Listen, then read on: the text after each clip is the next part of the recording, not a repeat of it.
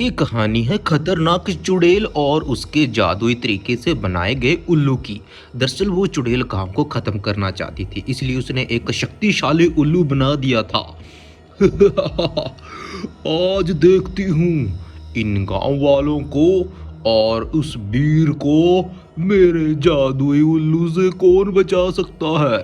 अरे ओ मेरे जादुई उल्लू, अब तूने गांव में जाकर घरों में जाकर कीमती सामान चोरी करना है। मेरी प्याली चुड़ैल, ठीक है, जैसे तुम कहो। मेरे सामने कोई नहीं टिक सकता। मैं देखो गांव में जाकर सारा सारा कीमती सामान कैसे लाकर आता हूँ।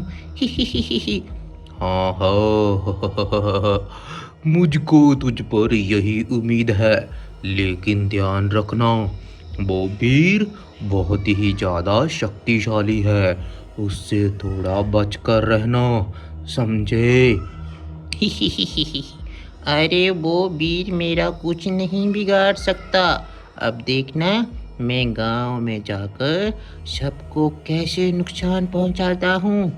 आप यहीं पर इंतजार करना। और वो चुड़ैल अपने उल्लू को गांव की तरफ भेज देती है। गांव में लोहड़ी का त्योहार मनाने की तैयारियां चल रही होती है। वीर और उसके दोस्त भी लोहड़ी का त्योहार मनाने के लिए जा रहे होते हैं। वहीं पर वो शैतानी उल्लू वहां पर छत पर बैठकर उनकी सारी बातें सुन रहा होता है। अरे दोस्तों, कैसे हो आप? अरे गांव में इतना ज़्यादा अच्छा माहौल चल रहा है और तुम लोग यहाँ पर खड़े हो। अरे मेरे साथ चलो चलो, हम तैयारियां करती हैं, लोहड़ी मनानी है।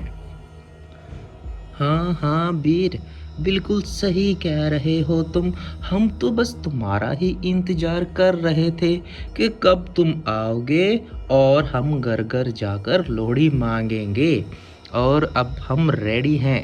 चलो अभी जल्दी से चलते हैं, गांव में घर घर जाकर लोहड़ी मांगते हैं। हाँ हाँ, बिल्कुल सही कहा। मैं भी तैयार श्यार हूँ। हम रल मिल के इस त्योहार को अच्छे से मनाओगे। क्यों राजू, क्या कहता है? तैयार है? इस बार तूने अच्छा डांस करना है। हाँ हाँ भाई, बिल्कुल सही कह रहा है। मुश्किल से साल में एक बार तो ये त्योहार आता है। और भाई क्या मूंगफली, क्या गच्चे, क्या रेवड़ी, हा मज़ा आ जाएगा। चलो अभी जल्दी से चलते हैं। वीर और उसके दोस्त लोहड़ी का त्योहार मनाने के लिए वहां से चले जाते हैं और वो शैतान उल्लू छत से नीचे आ जाता है। अरे तुम लोग जाओ गांव में और मैं घर की सफाई कर देता हूँ। मेरा मतलब अब चोरी चकारी करना मेरे लिए मुश्किल नहीं होगा। अब मैं जल्दी से जाता हूँ और किसी घर का कीमती सामान चोरी कर कर लेकर आता हूँ। और वो शैतान उल्लू एक घर के अंदर चला जाता है। घर के अंदर कोई भी नहीं होता। दरअसल गांव के लोग लोहड़ी का त्योहार मनाने के लिए बाहर गए हुए थे। यहाँ पर तो कोई भी नहीं है। चलो जाकर सारा कीमती जवाहर जहूर पैसे टके सब कुछ उठाकर ले जाता हूँ। और वो शैतान उल्लू बैग भरकर सभी गहने, सभी कीमती सामान अपनी रानी चुड़ैल के पास ले जाता है। चुड़ैल बैग को देखकर बहुत ही ज़्यादा खुश हो जाती है। ले मेरी रानी चुड़ैल, जैसे कि मैंने कहा था इस गांव को मैं धीरे धीरे खाली कर दूंगा। ये देख बैग भरकर लेकर आया हूँ। अरे वाह, तू तो बहुत ही अच्छा काम कर दिया रे मेरे उल्लू। क्या बात है, तूने तो पूरा का पूरा बैग ही भर लाया। अब धीरे धीरे ये गांव भी डर कर भाग जाएगा। तो इस बात पे डांस तो होना चाहिए मेरी रानी चुड़ैल, क्या कहती है? तो वो दोनों खुशी के मारे नाचने लगते हैं। जिनके घर में चोरी हुई थी वो औरत जोर जोर से रोने लगती है। अरे मेरा सोना, अरे अरे दरोगा जी, अरे मेरा सारा सामान चोरी हो गया है। अरे जल्दी से चोर को पकड़िए, मेरे पास वही सब तो था। अरे मुखिया जी, आप इनकी मदद कीजिए। अरे अरे सुनिए, हम आपकी मदद कर रहे हैं, जरा हमें भी समय दीजिए। हमको पूरी बात समझने में थोड़ा सा टाइम तो लग ही जाएगा, लेकिन हम वादा करते हैं जिसने भी ये काम किया है हम उसको छोड़ेंगे नहीं, ठीक है? अरे वो बात तो ठीक है, लेकिन मेरे घर में जो भी कीमती सामान था केवल वही चोरी हुआ है। और किसकी बुरी नज़र पड़ गई है मेरे सामान पर? मेरे पास तो थोड़ा सा था और वो भी किसी ने चुरा लिया। अरे अगर आपको किसी पर शक है तो आप उसका नाम बता सकती हैं, हम जाकर छानबीन तो कर ही लेंगे। क्यों दरोगा जी, बिल्कुल सही कहा ना हमने? अरे अगर डाउट है बता दो। अरे नहीं। हाँ हाँ, अगर आपको भी किसी पर शक है तो आप नाम ले सकती हैं, हम जाकर पूरी इंक्वायरी करेंगे। हो सके तो उसकी क्लास भी लगा देंगे।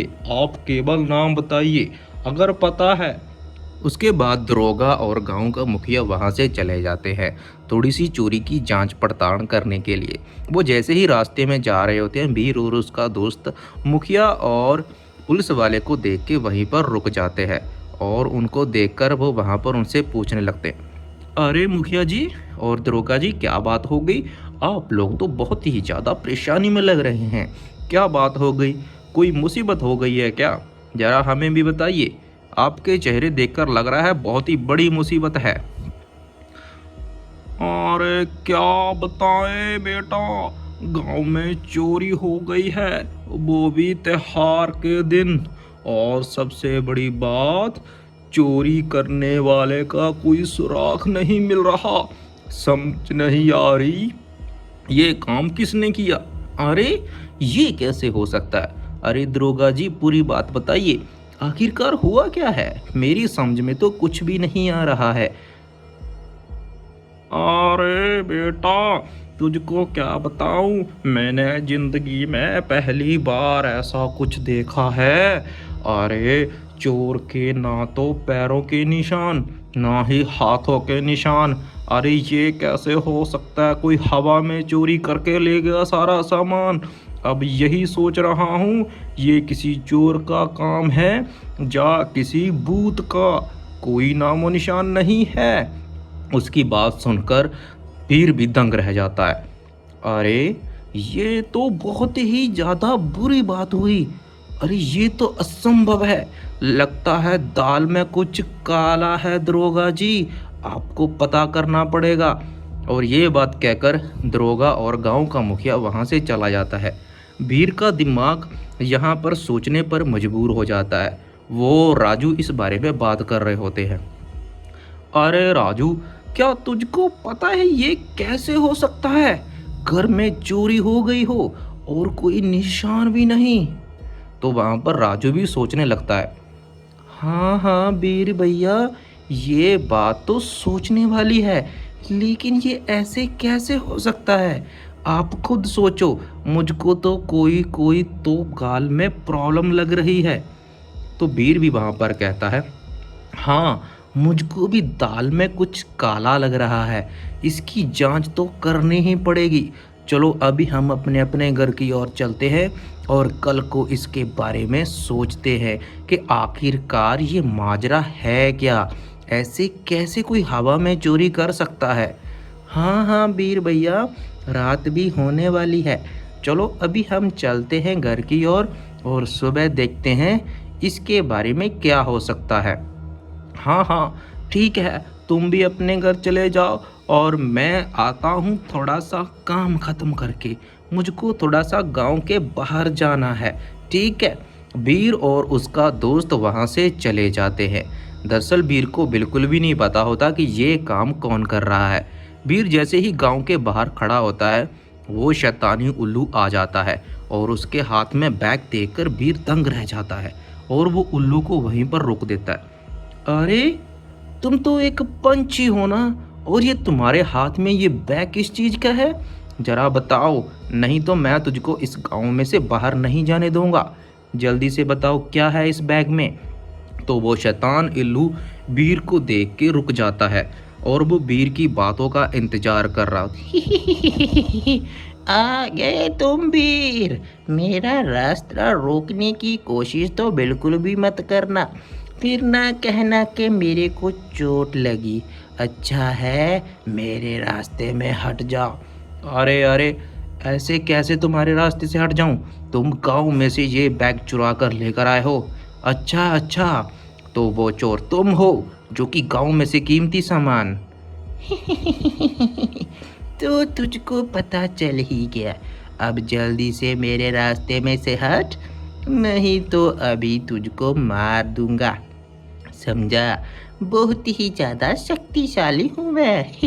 मेरे को उल्लू मत समझना, समझे? और उल्लू आगे बढ़कर बीर के ऊपर अटैक कर देता है, जिसकी वजह से बीर के सिर में थोड़ी सी चोट लगने के बाद बीर बेहोश हो जाता है और उल्लू उड़कर वहां से चला जाता है। आगे की कहानी देखने के लिए चैनल को सब्सक्राइब जरूर कर लें।